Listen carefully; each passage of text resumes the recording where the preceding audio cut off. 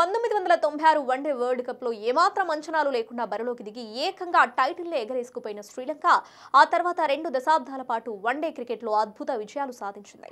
1999 world cup లో group stage లో పరిమితమైన లంకేలు 2003లో సెమీస్ కు, 2007, 2011 ప్రపంచ కప్పుల్లో ఫైనల్స్ కు చేరాయి.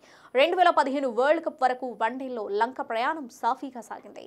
అయితే గత దశాబ్ద కాలంలో ఆ జట్టు శోభ మసకబారింది. సంగక్కర, జయవర్ధనే లాంటి స్టార్ ఆటగాళ్ల రిటైర్మెంట్ తో శ్రీలంక బలహీన జట్టుగా మారిపోయింది. అయితే దిగ్గజ ఆటగాడు సనత్ జయసూర్య కోచ్ గా రావడంతో శ్రీలంక ప్రదర్శనల్లో ఒక్కసారిగా మార్పు వచ్చింది. టెస్టులు, టీ20ల విషయాన్ని పక్కన పెడితే ద్వీప జట్టు వన్డేలో అమోఘంగా రాణిస్తుంది. జయసూర్య జమానాల్లో శ్రీలంక, భారత్, న్యూజిలాండ్ లాంటి పటిష్ట జట్లను మట్టి కనిపించింది. తాజాగా శ్రీలంక ప్రపంచ ఛాంపియన్ ఆస్ట్రేలియాపై సంచలన విజయం సాధించింది. 2 మ్యాచ్ల సిరీస్ ను 2-0 తేడాతో క్లీన్ స్వీప్ చేసింది. గత ఏడాది ఈ జట్టు భారత్ ను సైతం 2-0 తేడాతో ఓడించింది.